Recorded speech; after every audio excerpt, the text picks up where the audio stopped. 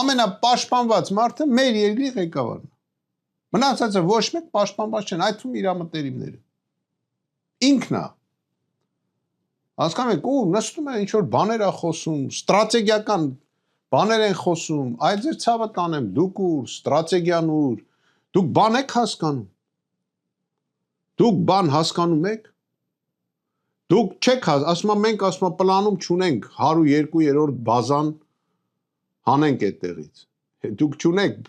ստե հարցրել եք, իրանք ունեն էդի, թե չէ։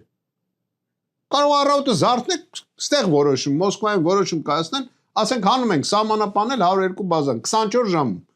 Ինչ եք անելու։ Կարա իր պատոհանից արած սարը երևում է։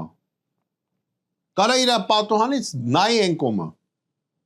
Տենա իրադարձությունները ոնց են զարգանում։ Դու ես որոշում, ինչ եք որոշում դուք այդ տարածաշրջանում։ Ու ես նորից հիշեցնում եմ, մեր այսօրվա իշխանությունը չի աշխատում մեր ժողովրդի համար։ Չի աշխատում, իմ կարծիքը դա է։ Ու իմ կարծիքը հիմնավորված է։ Ես ասել եմ, որ կգա ժամանակը,